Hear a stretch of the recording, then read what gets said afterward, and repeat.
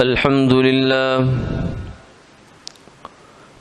لله نحمده ونستعينه ونستغفره ونؤمن به ونتوكل عليه ونعوذ بالله من شرور أنفسنا ومن سيئات أعمالنا من يهده الله فلا مضل له ومن يضلله فلا هادي له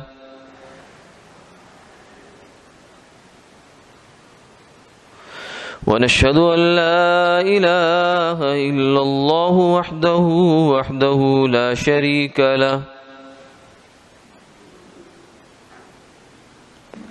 ونشهد أن سيدنا وسندنا وحبيبنا وشفيعنا ومولانا محمدا عبده ورسوله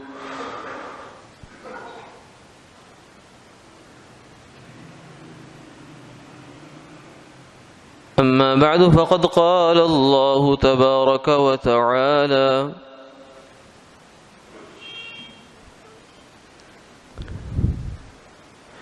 اعملوا آل داود شكرا وقليل من عبادي الشكور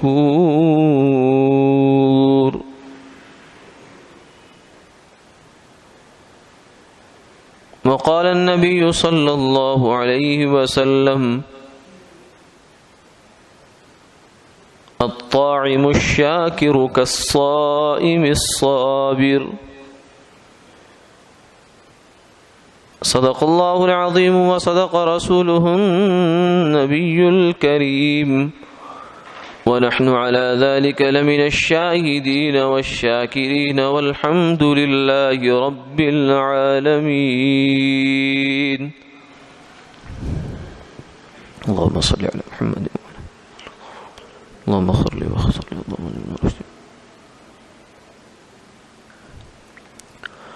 محترم و مکرم حاضرین و سامعین، اللہ رب العزت کا پاک ارشاد ہے اعملوا آل داود شکرا، اے آل داود تم شکر والے کام کرو، اور میرے بندوں میں سے شکر گزار لوگ تھوڑے ہیں۔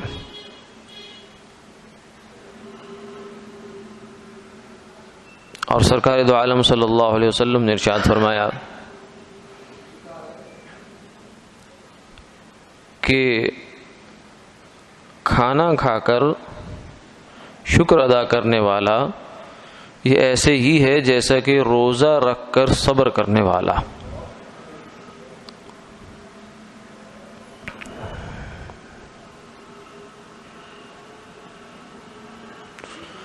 شکر کیا ہے؟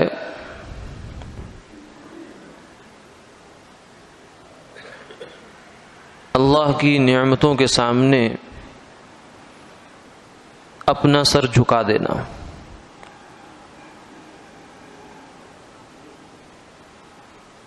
گویا دوسرے لفظوں میں آپ یوں کہہ لیجئے کہ اپنے سر کو جھکانے کا نام شکر ہے۔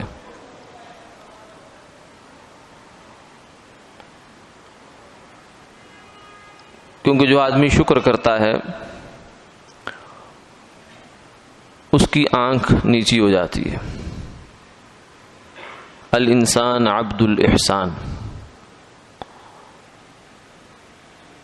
انسان احسان کا غلام ہے۔ جس پر کوئی احسان کیا جائے تو اس کی آنکھ جھک جاتی ہے۔ شکر کی حقیقت یہ ہے کہ انسان نعمت کرنے والے کے سامنے بچھ جائے، جھک جائے، اپنے آپ کو ختم کر ڈالے۔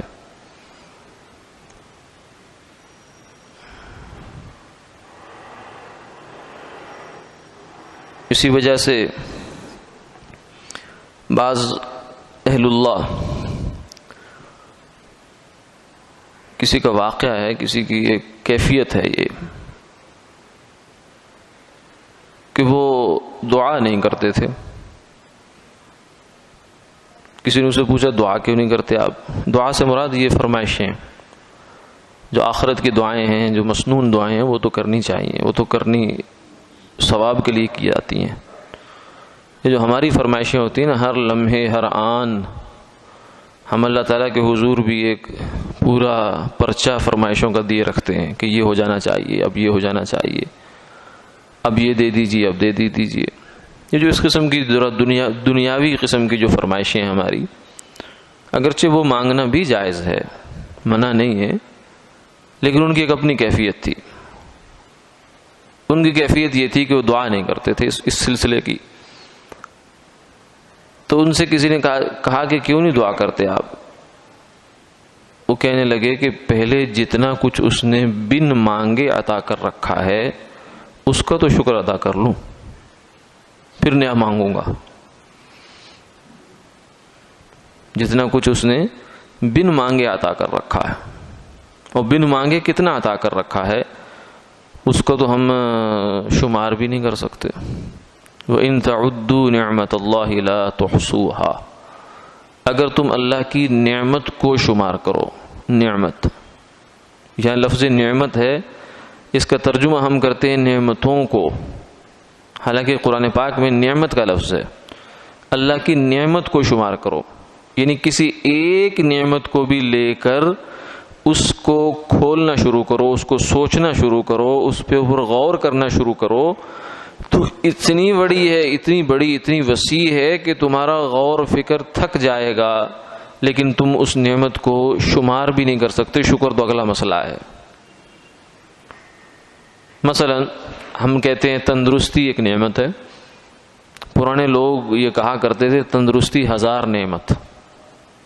صحت کو تندرستی یعنی انسان کا جسم سالم ہے، درست پھر چل رہا ہے، کوئی میجر پرابلم نہیں اس کے اندر، تو یہ ہزار نعمت ہے. ہزار کا لفظ یہاں خاص ہزار ہی نہیں ہے کہ 999 کے بعد جو فگر آتا ہے وہ ہزار ہوتا ہے، یا 1001 سے پچھلا فگر ہزار ہوتا ہے. نہیں، ہزار سے مراد یہاں بہت ساری نعمتیں ہیں، ناقابل شمار، بے شمار. تو اس طرح کے الفاظ قرآن اور حدیث میں بھی آتے ہیں، 70 دفعہ 70 گنا. یہ لفظ اس سے مراد کثرت ہوتی ہے، خاص عدد مراد نہیں ہوتا. تو سیانے لوگ کہتے تھے تندرستی ہزار نعمت ہے، یعنی ہزار نعمتوں ایک تندرستی کے اندر ہے. اب اس لفظ کو اگر آپ سوچنا شروع کریں، کھولنا شروع کریں، غور کرنا شروع کریں، تو کتنا کیسا کھلے گا کہ ہمارے جسم میں تقریباً ایک آدمی کے متوسط جو جسم ہوتا ہے اس کے اندر 18 ارب کے قریب خلیے ہوتے ہیں، سیلز ہوتے ہیں. ٹھیک، وہ بنیادی طور سے ہمارے جسم کا ڈھانچہ گویا کہ انہی سے بنا ہوتا ہے. وہی آنکھ کو دیکھنے کی صلاحیت بھی دیتے ہیں، وہی دماغ کو سوچنے کی صلاحیت بھی دیتے ہیں، وہی جو ہے وہ آدمی کے رنگ، روپ، شکل، بال، ڈھال، چال، کھال، ہڈیاں، یہ سب چیزیں اسی سے آگے وجود پاتی ہیں. اگر ان میں سے کوئی خلیہ ڈیڈ ہو جائے، 18 ارب جو اجزاء ہیں ہمارے جسم کے، تقریباً ان میں سے اگر ایک خلیہ اور سیل جو ہے ڈیڈ ہو جائے تو کہتے ہیں کینسر بن جاتا ہے انسان کے جسم. کینسر کی ابتدا ہو جاتی ہے اس آدمی سے، یعنی گویا کہ وہ جان لیوا کام شروع ہو گیا. تب اندازہ لگائیے کہ 18 ارب خلیوں کا صحیح رہنا، ہر روز 24 گھنٹے گزر جانے اس پر، یہ کتنی نعمتیں ہیں. کیونکہ اگر ایک ان سے مائنس کریں گے تو آپ کو پتہ چل جائے گا. جو خلیہ آنکھ بنانے والا ہے، آنکھ کو وہ مہیا کرنے والا غذا، اگر اس کو مائنس کریں گے تو سمجھ آ جائے گی. کہتے ہیں کہ آنکھیں گئی تو جہان گیا. جو نابینا اس کے لیے تو کچھ نہیں ہے یہاں، جو نظارے ہیں وہ تو بینا کے لیے، دیکھنے والے کے لیے. تو اس لیے تندرستی ہزار نہیں، ارب خرب نعمت کہیں تو بھی تھوڑی ہے. کتنی محتاجی سے انسان بچا ہوتا ہے. بیماری آئے تو سانس لینا نہیں دشوار ہو جاتا ہے، وہ سانس کے جس کو لیتے ہوئے ہمیں احساس بھی نہیں ہوتا ہم کیا کر رہے ہیں. تقریباً ایک اندازہ ہے، محتاط اندازے کے مطابق ایک انسان 24 گھنٹے میں 24,000 دفعہ سانس لیتا ہے. تقریباً، کمی بیشی بھی ہو سکتی ہے. 24,000 دفعہ انسان سانس لیتا ہے، کھاتے ہوئے، پیتے ہوئے، چلتے ہوئے، پھرتے ہوئے، نماز پڑھتے ہوئے، اٹھتے بیٹھتے، ہر حال ہر گھڑی میں اس کا سانس آ رہا ہے جا رہا ہے، آ رہا ہے جا رہا ہے. تو یہ 24,000 نعمتیں ہر روز ہم اللہ کی استعمال کرتے ہیں. یہ بھی اسی تندرستی کے اندر کی نعمت ہے. یہ اگر تندرستی ہے تو یہ نعمت ہے، تندرستی نہیں ہے تو یہ نعمت سانس کہتے ہیں اکھڑنا شروع ہو گیا، انہیلر لاؤ. پھر اور زیادہ پرابلم ہوگی اللہ نہ کرے تو آکسیجن لگانی پڑتی ہے. وہ سانس جو باہر ہمیں مفت میں ملتا تھا ہمیں خرید کر لینا پڑتا. تو یہ اس کو اور سوچتے جائیں، کھولتے جائیں، کتنا کھلتا چلا جائے گا. جتنے بھی بیماریاں دنیا میں وجود میں آئی ہیں، جتنی ان پر ریسرچیں ہوئی ہیں، جتنی کتابیں لکھی گئی ہیں، جتنے تھیسس لکھے گئے ہیں، جتنے اسپتالوں میں ان پر تجربات ہوئے ہیں، جتنی دوائیاں بنی ہیں، ان ہر دوائی کے مقابلے میں صحت کی ایک نعمت ہے. دوائی آتی ہی تب ہے جب وہ نعمت چھن جاتی ہے، نعمت چلی جاتی ہے. یعنی اس وقت مثلا ایک آدمی کے لیے اس سے پوچھا جائے کہ آپ کیا حال ہے، کہتے ہیں کوئی حال نہیں ہے. کیا مطلب؟ یہ اتنی دوائیاں ہیں جو میں کھاتا ہوں، ہاتھ سے ہتھیلی پر ایک پورا کہتے ہیں پھکا دوائیوں کا جو کھا کر جی رہا ہوں، تو کیا حال ہونا ہے میرا. یہ ایک جواب ہوتا ہے عام طور سے. حالانکہ حقیقت حال یہ ہے کہ اگر اتنی دوائیاں کھا کر بھی آپ کو نیند آ رہی ہے اور آپ کا سانس آ جا رہا ہے تو بھی اللہ کی نعمتوں کے سمندر میں آپ ڈوبے ہوئے ہیں.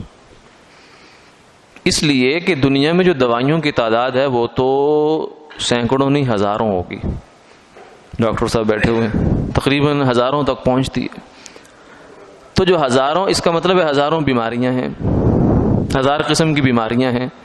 تو ان میں سے اگر آپ کو 5 گولیاں، 6 گولیاں، 7 گولیاں کھانی پڑ رہی ہیں تو اس کا مطلب یہ ہے کہ آپ 990 بیماریوں سے بچے ہوئے ہیں.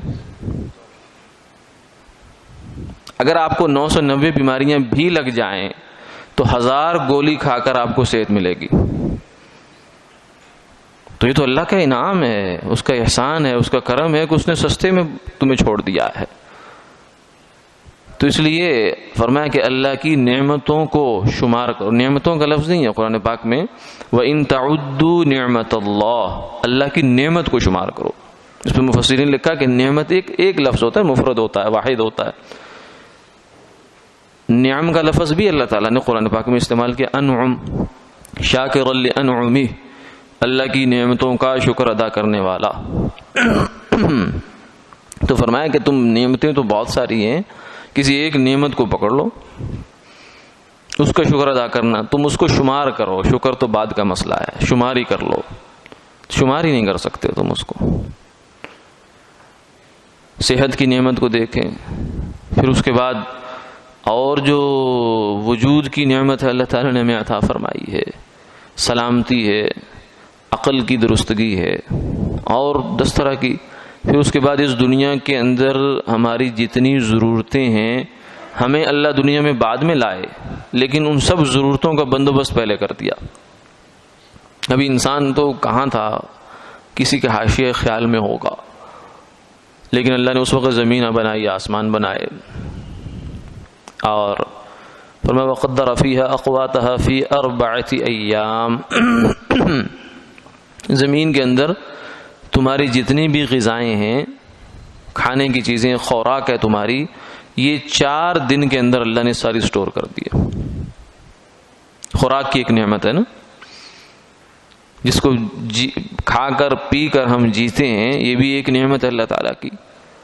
تو یہ 4 دن کے اندر فرمایا صرف تمہاری نہیں، تمہارے جانوروں کی بھی. اور صرف تمہارے جانوروں کی نہیں، اللہ نے اپنے جانوروں کے بھی.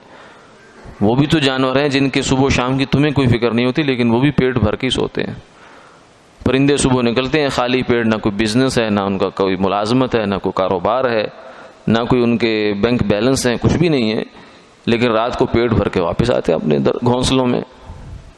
تو وہ تو وما من دابۃ فی الارض الا علی اللہ رزقها، فرمایا کہ اس زمین پر کوئی بھی ایسا چلنے والا جانور نہیں ہے جس کا رزق اللہ کے ذمہ نہ ہو. تو یہ تو 4 دن کا سٹور ہے یہ. اور ہمارے سٹور کیا ہوتے ہیں؟ ہمارے پاس اگر ہم نے کوئی چیز سٹور کرنی ہو تو جتنی چیز نفیس ہوتی چلی جاتی ہے اتنی ہمارے لیے مصیبت کھڑی ہوتی چلی جاتی ہے. اس کو سٹور کریں تو کہاں کریں، محفوظ کریں تو کہاں کریں. لیکن اللہ تعالیٰ کا سٹور دیکھیے کیسا بہترین. اس کی جیسے اللہ کی ذات سمجھ میں نہیں آتی نا، ایسے اس کے کام ہی سمجھ میں نہیں آتے تو ذات کہاں سے سمجھ میں آئے انسان. سب سے نیچے اللہ تعالیٰ کے کام ہیں، افعال ہیں اس کے اوپر اس کی صفات ہیں، اس کے اوپر اس کی ذات ہے. تو انسان تو اللہ کے فعل نہیں سمجھ سکتا. اب مثلا ایک فعل یہ دیکھ لیجئے کہ قدر فیہا اقواتہا فی 4 ایام، 4 دن کے اندر اللہ نے زمین کے اندر جو کچھ ہم نے قیامت تک کھانا ہے، انسان نے، اس کے جانوروں نے، پھر پرندوں نے، پھر چرندوں نے، پھر حشرات الارض نے، پھر وہ سمندر کی مچھلیوں نے. اتنی بڑی مچھلی ہے کہ وہ تھوڑی سی ایک کروٹ بدلے تو بڑے بڑے جہاز ہلنا شروع ہو جاتے ہیں اوپر. اتنی بڑی بڑی مخلوق اللہ نے سمندر میں چھپا رکھی ہے. تو ان سب کا جتنا رزق انہوں نے قیامت تک کھانا تھا صرف 4 دن کے اندر اللہ نے سٹور کر دیا اس کو. تو کتنی بڑی قدرت ہے اللہ کی. اس لیے اللہ تو رزق کے تو اس پر خزانے ہیں اس کے. وَإِن مِّن شَيْءٍ إِلَّا عِندَنَا خَزَائِنُهُ. انسان کو اللہ نے تھوڑا سا ذی اختیار بنایا ہے کیونکہ اس کا امتحان ہے. یہ کمرہ امتحان میں آیا ہوا ہے، یہاں یہ دنیا ہمارا کمرہ امتحان ہے. اس کو تھوڑا سا ذی اختیار رکھا ہے کہ جا رزق تلاش کر. وَابْتَغُوا مِن فَضْلِ اللَّهِ، اللہ کا رزق تلاش کرو. جمعے کی نماز ہو گئی، جاؤ اب رزق تلاش کرو. اور دوسری جگہوں پر فرمایا کہ رزق حلال تلاش کرو. ورنہ باقی جو مخلوقات آپ دیکھ لیں کہ وہاں ان کے لیے تو کوئی بزنس نہیں ہے، کچھ بھی نہیں ہے. ان کا رزق تو ان کا اللہ پہنچا دیتے ہیں. درخت ہے وہ چل نہیں سکتا، رزق اس کے پاس آ جاتا ہے، بلکہ اس کو رزق اس کے ساتھ ہی رکھ دیا ہے. جہاں اس کی جڑ جاتی ہے وہیں سے رزق لے رہا ہے، وہ اپنا پل رہا ہے، کھا رہا ہے. اور جو تھوڑی سی چلت پھرت کرنے والی مخلوقات ہیں انہیں کہا کہ چلو وہ سامنے چراگاہ ہے وہاں جا کے چر لو. لیکن انسان چونکہ زیادہ سمجھدار ہے تو اس لیے اس کو کہا تھوڑا سا تو تدبیر بھی کر، تو تھوڑا سا ہاتھ پاؤں بھی ہلا، کچھ سوچ بچار بھی کر، اور پھر کچھ حلال حرام کے امتیاز بھی رکھ دیے، یہ بھی پورے کر. یہ نہیں کہ جو چیز آئی کھا لی. بھینس کے لیے کوئی حلال نہیں کوئی حرام نہیں، اس کے لیے سب حلال ہے. شیر کے لیے کوئی حلال نہیں کوئی حرام نہیں، اس کے لیے حلال حرام کا سوال ہی نہیں ہے، کیونکہ اس کی خوراک ہی بکری ہے. اس کو وہ کوئی خرید کر بازار سے نہیں لا سکتا وہ. ہاں ہمارے لیے اللہ نے یہ سب چیزیں رکھی ہیں کیونکہ ہم آزمائش میں ہیں. باقی سب کچھ ہمارے لیے اور ہمیں کسی اور کے لیے بنایا اس نے. وما خلقت الجن والانس الا لیعبدون، کہ جن و انس کو میں نے بنایا اپنی عبادت کے لیے، یعنی اپنے لیے. ساری کائنات بنی اس کے لیے اور اس کو اللہ نے بنایا اپنے لیے. تو اس لیے اس کی تھوڑی پابندیاں زیادہ ہیں. تو زمین کے اندر جو رزق والی نعمت ہے اسی پر اگر آپ غور کریں تو اب دیکھیں اللہ تعالیٰ نے سٹور کر دیا ہے. لیکن اللہ کا سٹور کیسا بہترین. ہمارے سٹور کیسے ہیں کہ ہمیں اگر فریج کے اندر 4 چیزیں رکھنی ہیں، دودھ بھی رکھنا ہے، دہی بھی رکھنی ہے، گھی بھی رکھنا ہے، شکر بھی رکھنی ہے، اور 10 چیزیں ہم نے رکھنی ہیں، تو ہم الگ الگ برتن میں رکھتے ہیں. دودھ دہی کے برتن کو قریب نہیں رکھتے. جس ہاتھ سے ہم نے دہی ڈالی ہے اس ہاتھ کو دھو کر پھر دودھ میں ڈالتے ہیں کہ کہیں آپس میں مکس ہو کر خراب نہ ہو جائے. لیکن اللہ تعالیٰ کا دیکھیے کیسا سٹور ہے بہترین.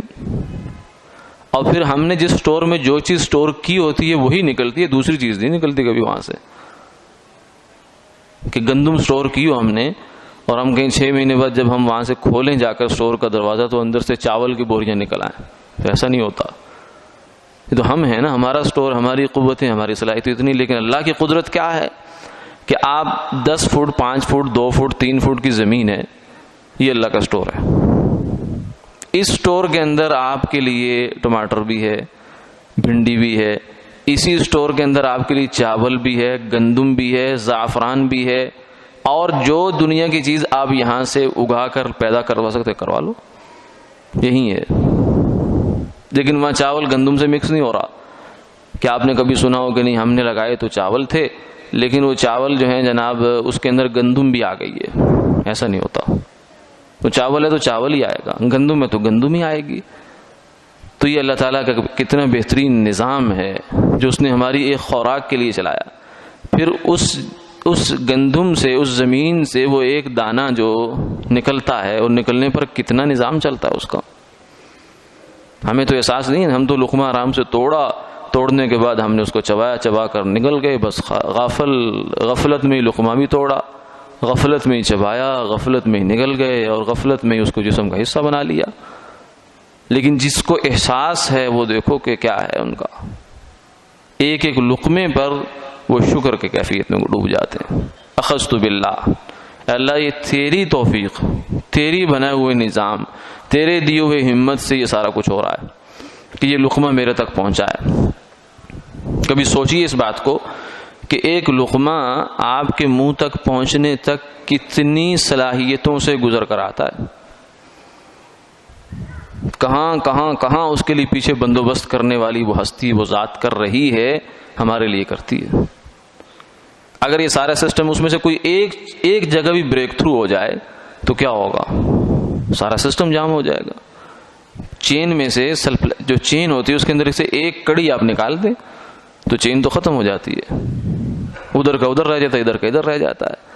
تو یہ پوری ایک چین ہوتی ہے جو زمین سے خوراک نکال کر اس زمین تک، یعنی ہمارے جسم تک داخل کرتی ہے. اور یہ اللہ نے لگا رکھا ہے، اسی کا بنایا ہوا نظام ہے. انسان اس کو سمجھ لے تو بڑی بات ہے کہ یہ کیسے ہوتا ہے. بنانا تو بہت آگے کی بات ہے کہ انسان بنا سکتا ہے. جن لوگوں نے یہ کچھ تجربہ کیا سوشلزم کا، کسی زمانے میں ایک آیا تھا نظام کہ سب ملکیت جو ہے وہ گورنمنٹ کی ہو جائے اور لوگوں کو ان کی ضروریات کے مطابق رزق دیا جائے. فیل ہو گیا، ختم ہو گیا. تو اتنا سا صرف تقسیم کا، یعنی ڈسٹریبیوشن کا جو کام تھا وہ اپنے ہاتھ میں لیا انسان نے، تو وہ فیل ہو گیا. تو جو پروڈکشن ہے اس کی رزق کو پیدا کرنا، اس کو محفوظ رکھنا، اس کو چلانا، اس کو آگے لانا، یہ اپنے ہاتھ میں کون کر سکتا ہے؟ بلکہ اللہ تعالیٰ نے فرمایا قُل لَوْ أَنْتُمْ تَمْلِكُونَ خَزَائِنَ رَحْمَةِ رَبِّي إِذًا لَأَمْسَكْتُمْ خَشْيَةَ الْإِنفَاقِ. اے انسانوں، اگر میں ساری رحمتوں کے خزانے تمہیں دے دوں، میرے پاس جتنے خزانے ہیں، رزق کے، مال کے، دولت کے، ہر چیز کے، صحت کے، اگر میں تمہارے ہاتھ میں دے دوں، اگر تم اس کے مالک ہوتے، اذا لامسکتم خشیۃ الانفاق، تو پھر تم ختم ہو جانے کے ڈر سے روک لیتے. حالانکہ اللہ کے خزانے ختم کب ہو سکتے ہیں، لیکن انسان تو انسان ہے، اس کے پاس جتنا پیسہ بڑھتا جاتا ہے اس کا ہاتھ اتنا تنگ ہوتا چلا جاتا ہے، اس کی کمی، پیسے کی کمی کا احساس اتنا بڑھتا چلا جاتا ہے اس کو. حالانکہ پیسہ زیادہ ہو تو آدمی کا ہاتھ کھلنا چاہیے نا، لیکن وہ کم ہوتا چلا جاتا ہے. جس کے پاس 1 روپیہ ہو اسے راہ خدا میں وہ روپیہ خرچ کرنا کوئی بات نہیں، حالانکہ اس کی کل پونجی 1 روپیہ ہی ہے. وہ کہتا ہے 1 ہی تو ہے، بس ٹھیک ہے جاؤ. اور جس کے پاس 1 کروڑ اسے کہا جائے کہ تو بھی کل پونجی خرچ کر دے، ہو کہے گا نا بابا، بڑی خون پسینے سے کمایا میں نے، بڑی محنت سے کمایا، میں کیوں دوں؟ تو اس لیے فرمایا کہ یہ صرف کروڑ نہیں ہے، اگر تمہیں اللہ اپنی رحمتوں کے خزانے تمہیں دے دے تو پھر بھی تم یہی کچھ کرو گے. تو اللہ کی ذات ہے جو ہر انسان کو اس تک اس کی ضرورت کی نعمتیں پہنچا رہی ہے. تھوڑا سا بیچ میں انسان کے ساتھ جب انسان کے ہاتھ میں معاملہ آتا ہے نا، تو وہاں تھوڑا سا بعض دفعہ ایسا ہو جاتا ہے، اور انسانی سے ہوتا ہے، اللہ تعالیٰ کی طرف سے نہیں ہوتا، کہ کبھی نعمت ملنے میں دیر سویر ہو گئی، کبھی نعمت ملنے میں دیر سویر ہو گئی. یہ انسان کے ہاتھ میں جب معاملہ آتا ہے پھر ہوتا ہے، ورنہ اللہ تعالیٰ کا جو سسٹم ہے وہ تو چل رہا ہے. جو گندم کا دانہ جتنے دن میں جس زمین میں نکلنے کا اس کا ایک سسٹم ہے، اصول ہے، وہ اتنے دن میں نکل آتا ہے. یہ نہیں ہے کہ اللہ تعالیٰ کہ نہیں اب آج کل جو ہے نا وہ ورک لوڈ کچھ زیادہ ہے فرشتوں پر، لہذا اب آپ کی باری، جو گندم پہلے 1 مہینے میں اگر نکل کر تیار ہوتی تھی تو اب جو ہے وہ 3 مہینے لگا کریں گے. نہیں، ایسا نہیں ہے، وہ تو اس کا تو سسٹم وہ تو چل رہا ہے. ہاں ہمارے ہاتھ میں آتا ہے تو ہم اس میں گڑبڑ کر دیتے ہیں بعض دفعہ. تو اس لیے عرض یہاں کر رہا تھا کہ اللہ تعالیٰ کی نعمتوں کے سمندر میں ہم ڈوبے ہوئے ہیں، عین پریشانی کے وقت میں بھی، کیونکہ ہماری پریشانی ہے نا چھوٹی چھوٹی، ہم جب کوئی پریشانی آتی ہے تو ہم بہت ہی پریشان ہو جاتے ہیں، ہم سمجھتے ہیں کہ اس وقت دنیا میں میرے سے بڑا خدا نخواستہ بدبخت انسان کوئی نہیں جو ایسا میرے ساتھ ہو رہا ہے۔ صحت کی تھوڑی سی کوئی مسئلہ ہو گیا کہ چلو زیادہ بھی ہو گیا، لیکن بھائی جتنی صحت تم نے اللہ کی استعمال کر لی، جتنا جسم استعمال کر لیا، اب اگر کچھ اس میں ہو بھی گیا تو کیا پریشانی ہے؟ 50-60 سال کے ہو گئے، اب ہارٹ اگر ویک ہو بھی گیا تو کوئی بات نہیں، 50-60 سال ہارٹ سے آپ نے کام بھی تو لیا ہے نا۔ اب اگر اس نے اپنی نعمت تھوڑی سی آپ سے واپس لے لی ہے تو کیوں پریشان ہو رہے ہو؟ شکوہ کیوں کر رہے ہو؟ شکایت کیوں کر رہے ہو؟ جھنجھلاہٹ کا شکار کیوں ہو رہے ہو کہ میرے ساتھ ہی ایسا ہونا تھا، میرے ساتھ ہی یہ ہونا تھا؟ نہیں، یہ رویہ نہیں ہونا چاہیے۔ اللہ تعالیٰ جو کرتے ہیں، جیسا کرتے ہیں، وہ حق ہے، وہ سچ ہے، وہ ہمارے لیے اچھا ہوتا ہے، اس کو مان لینا یہی شکر ہوتا ہے۔ تو اس لیے شکر صرف نعمت کا ہی نہیں ہوتا، نعمت کا تو ہونا ہی چاہیے، یہ تو ضروری ہے۔ جو اللہ کا ہر فیصلہ اس پر شکر ہوتا ہے، اور اس شکر کے لیکن بنتا کیسے ہے اس کے لیے تھوڑی سی سمجھنے کی بات ہوتی ہے آدمی کو۔ شیخ سعدی علیہ الرحمہ بہت بڑے سمجھدار انسان تھے، ان کی فارسی میں کچھ کتابیں بھی ہیں، بڑی نصیحت کے واقعات اور باتیں لکھی ہیں انہوں نے کتابوں میں۔ ایسے بزرگوں کی چیزیں پڑھنی چاہیے، اس سے آدمی کا جو مائنڈ سیٹ ہے نا وہ صحیح ہوتا ہے، درست ہوتا ہے، چیزوں کو دیکھنے کا جو درست تناظر ہے وہ سامنے آتا ہے، ورنہ آدمی پریشانی رہتا ہے۔ حضرت فرماتے ہیں کہ میرے ساتھ ایسا ہوا ایک دفعہ کہ میرے جوتے گم ہو گئے یا ٹوٹ گئے، چلتے چلاتے بہت سیاحت کی، سیر و سیاحت کرتے تھے، چلتے رہتے تھے، اس شہر سے اس شہر، اس سے اگلے، اس سے اگلے، دنیا دیکھتے تھے اور پھر اس سے نتائج پیدا کرتے تھے، صرف اپنے مزے کے لیے نہیں بلکہ پھر وہ واقعات کے نتیجے میں لوگوں کو اسباق سکھاتے تھے کہ اس شہر سے میں یوں گیا تو وہاں میں نے یہ دیکھا، اس کے پیچھے یہ سبق ہے۔ تو انہوں نے کہا کہ میرے ایک دفعہ ایسا ہوا کہ جوتے ٹوٹ گئے اور پاؤں میں اب جوتے نہیں رہے میرے، جمعے کا وقت تھا، کسی شہر میں داخل ہوا، جمعہ کی نماز میں نے پڑھی، تو جمعے کی نماز میں یا دعا میں مجھے یہ خیال آیا کہ یا اللہ یہ کیسا تیرا معاملہ ہے کہ میرے پاس جوتے ہی نہیں ہیں۔ ایک آ جاتی ہے بات، یعنی دل میں ایک ہلکا سا ایک شکوے کی سی کیفیت پیدا ہو گئی۔ ایک ہے دعا مانگنا، اپنی حاجت کو اللہ کے سامنے رکھنا اور دعا مانگنا، یہ اور چیز ہے۔ ایک ہے شکوہ اور شکایت، یہ اور چیز ہے۔ دعا اور شکر جمع ہو سکتے ہیں، اور یہی مسلمان سے اللہ کو مطلوب بھی ہے کہ دعا بھی کر، شکر بھی کر، لیکن شکوہ اور شکر یہ جمع نہیں ہو سکتے۔ جہاں شکوہ ہے وہاں شکر نہیں ہوتا۔ جیسے ہمارے حضرت فرمانے لگے، میں ایک جگہ حاضر ہوا تو وہاں ایک بھائی تھے، کہنے لگے میری 9 بیٹیاں ہیں، بیٹا کوئی نہیں ہے، میں اللہ کی اس عطا پر راضی ہوں اور اللہ سے بیٹا بھی مانگتا ہوں، وہ اگر عطا فرما دیں گے تو ان کی مہربانی ہے، اور لیکن مجھے یہ شکوہ نہیں ہے کہ مجھے 9 بیٹیاں کیوں دی گئی ہیں، اللہ کی اس عطا پر بھی راضی ہوں، دل سے راضی ہوں کہ اللہ کی رحمت ہے، اللہ نے اتنی جو اپنی مخلوق کی نگرانی خدمت میرے ذمہ لگائی ہے، اور اللہ میری قبر ٹھنڈی کریں گے۔ تو یہ جذبہ ہوتا ہے کہ جو صورتحال موجود ہے اس پر بھی اللہ سے راضی رہے انسان، اور آگے مزید بہتری کے لیے مانگتا بھی رہے۔ تو دعا اور شکر جمع ہو سکتے ہیں، ان کو جمع کرنا چاہیے، شکوہ نہیں۔ شکوہ یہ ہے کہ میرے ساتھ ایسا کیوں ہوا، نہیں ہونا چاہیے تھا، ایسا نہیں ہونا چاہیے تھا، ایسا کیوں کیا گیا، یہ ہوتا ہے شکوہ۔ تو ایک ہلکا سا خیال آ گیا بس ہماری نصیحت کے لیے، ورنہ وہ تو بڑے لوگ ہوتے ہیں ان کے ساتھ ایسا ہوتا نہیں ہے، لیکن ہماری نصیحت کے لیے بعض دفعہ ایسی باتیں ہو جاتی ہیں۔ جیسے صحابہ اکرام رضوان اللہ علیہ مجمعین کا بہت بڑا مقام ہے، لیکن کچھ لغزشیں ان سے اللہ نے کروا دی تاکہ آنے والی امت کے لیے سبق بن جائے۔ تو حضرت فرماتے ہیں کہ جب میں یہ بات ہوئی اور جمعہ پڑھ کے مسجد سے باہر نکلا تو ایک آدمی کو میں نے دیکھا کہ اس کے دونوں پاؤں نہیں ہیں، پاؤں ہی نہیں ہیں، جیسے نیچے سے ٹخنے کے اوپر سے پاؤں دونوں کٹے ہوئے ہیں، کسی حادثے میں کٹے ہوں گے یا پیدائشی نہیں ہوں گے، جیسا بھی ہے بہرحال۔ تو فرماتے ہیں کہ جب میں نے اس کو دیکھا اور مجھے اپنا اندر کا جو قصہ اللہ کے ساتھ میں کر کے آ رہا تھا دونوں یاد آ گئے، تو میں نے فوراً سر سجدے میں ڈال دیا۔ یہ ہوتا ہے شکر۔ شکر کیا ہے؟ اپنا سر سجدے میں ڈال دینا کہ یا اللہ تیرا شکر ہے، تو نے پاؤں تو سلامت دیے، اپنی مرضی سے چل تو سکتا ہوں، کھڑا ہو سکتا ہوں، اٹھ سکتا ہوں، بیٹھ سکتا ہوں مرضی سے، لیکن اگر تو مجھے پاؤں بھی نہ دیتا تو میں نے کون سی تیرے پاس اپنا کوئی بیلنس جمع کرا رکھا تھا کہ جس کے عوض مجھے یہ بھی چاہیے تھا، یہ بھی چاہیے تھا، یہ بھی چاہیے تھا۔ جب تو نے میرے پاؤں سلامت بنائے، مجھے تو شعور بھی نہیں تھا میں کون ہوں، میں کہاں ہوں۔ جب تو نے میرا جسم سلامت بنایا تھا، ایک ایک عضو سلامت بنایا تھا، تو میں تو اس وقت جانتا بھی نہیں تھا میں کون ہوں۔ چیز ہے کہ مانگنا تو اگلا مسئلہ ہے، تو نے بن مانگے مجھے یہ نعمت عطا فرمائی، اور میں شکوہ کر رہا ہوں تیرے سے یا اللہ، اس لیے اللہ میں تیری عطا پر، تیری تقسیم پر راضی ہوں۔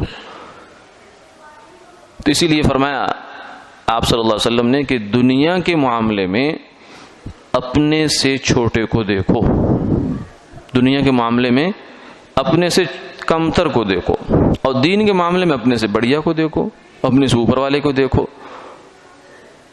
دنیا کے معاملے میں اپنے چھوٹے والے کو دیکھیں گے تو شکر پیدا ہوگا۔ شکر پیدا کرنے کا ایک نسخہ ہے۔ اگر آپ کو یہ ہو کہ میرے ساتھ یہ بیماری لگ گئی ہے، اب یہ تو قبر میں جا کے میری جان چھوڑے گی، بہت پریشانی ہو رہی ہے، یہ ہو رہا ہے، وہ ہو رہا ہے، تو ذرا تھوڑا جائزہ لے لیں کہ آپ سے بڑھ کر بیماری والا بھی کوئی اس دنیا میں ہوگا۔ تو اگر آپ کو اللہ اس سٹیج پہ لے جاتے تو کیا کر سکتے تھے؟ کو کلیم کرنے کا آپ کے پاس کیا رائٹ ہے؟ اللہ کے خلاف دعویٰ کرنے کا شکوہ کیا ہے؟ دعویٰ ہوتا ہے کہ میرے ساتھ ایسا کیوں ہوا، اسے کلیم کہتے ہیں نا، کہ آپ نے ایک چیز خریدی ہے، پیسے پورے دیے ہیں، جب آپ نے آ کے ڈبہ گھر میں کھولا ہے تو اس کے اندر فالٹ نکل آیا، اب انہی پاؤں پہ واپس جاتے ہیں دکاندار سے جا کر کہتے ہیں بھائی یہ کیا کیا آپ نے، میں نے تو پورے پیسے دیے تھے، آپ نے چیز کیوں مجھے ناقص دی ہے؟ یہ کلیم ہوتا ہے۔ تو شکوہ جو ہے اللہ تعالیٰ سے کلیم ہوتا ہے کہ میرے ساتھ ایسا نہیں ہونا چاہیے تھا، آپ نے کیوں ایسا کر دیا میرے ساتھ؟ مجھے تو بخار نہیں ہونا چاہیے تھا، آپ نے کیوں بخار دے دیا؟ مجھے تو ہارٹ کا پرابلم نہیں ہونا چاہیے تھا، آپ نے کیوں دے دیا، ایسے کر دیا؟ مجھے تو شوگر نہیں ہونی چاہیے تھا، آپ نے کیوں دے دی؟ یہ کلیم ہے۔ اللہ تعالیٰ سے کلیم کون کر سکتا ہے؟ کس بنیاد پر کریں گے ہم؟ کون سی ہم نے ڈپازٹ جمع کروایا تھا اس کے ہاں، یہ صحت لینے کے لیے، جسم لینے کے لیے، اور جتنا اس نے ہمیں رزق دیا ہے یہ رزق لینے کے لیے کیا دیا ہے ہم نے اللہ تعالیٰ کو؟ اور دینا تو دور کی، جو ایڈوانس دینا تو دور کی بات ہے، جو اس نے دیا اس کا ابھی تک ہم شکر نہیں ادا کر پائے۔ 360 جوڑ ہیں فرمایا جسم میں، ہر جوڑ کا صدقہ ہر روز انسان پر ہوتا ہے۔ ہر جوڑ کی سلامتی تقاضا کرتی ہے کہ تجھے سلامتی دی گئی تو اب اس کا شکر کر اللہ کا، تو ہم تو وہ نہیں کرتے۔ آخری درجہ تو بات، وہ تو بڑی بات ہے، 5 وقت کی نماز اللہ کا شکر ہے، ہم وہ بھی نہیں کرتے۔ عبادتیں جتنی بھی ہیں یہ اصل میں اللہ کا شکر ہی ہے۔ عبادت کی حقیقت شکر ہے اللہ تعالیٰ کہ یہ کوئی ہمارے اوپر وہ کوئی بوجھ نہیں لادا گیا۔ جو کچھ اللہ نے ہمیں نعمتیں عطا فرما رکھی ہیں وہ صرف اتنا تقاضا کرتا ہے اعملوا آل داؤد شکرا، اے آل داؤد شکر کا کام کر لو، شکر کے جذبے پیدا کر لو، شکر کا رویہ پیدا کر لو۔ وقلیل من عبادی الشکور، لیکن حقیقت حال یہ ہے کہ بہت کم لوگ ہیں جو شکر ادا کرتے ہیں، لیکن جو کرتے ہیں اللہ ان کی دنیا کی زندگی بھی سنوار دیتے ہیں، آخرت بھی سنوار دیتے ہیں۔ لئن شکرتم لازیدنکم، دنیا میں بھی اللہ ان نعمتوں کو حقیقت میں نعمت بنا دیتے ہیں، اور جو شکر نہیں کرتا اس کے پاس موجود نعمت صورتاً نعمت ہوتی ہے، حقیقت میں نعمت نہیں رہتی، کیونکہ نعمت کا مطلب یہ ہے کہ انسان کو خوشی دے، سکون دے۔ جب ناشکری آ جاتی ہے تو جو کچھ موجود ہوتا ہے اس سے انسان مطمئن نہیں ہوتا، جب مطمئن نہیں ہوتا تو وہی چیز اس کے لیے پریشانی کا باعث اللہ بنا دیا کرتے ہیں۔ اللہ تعالی ہمیں عمل کی توفیق عطا فرمائے، آمین آمین یا رب العالمین۔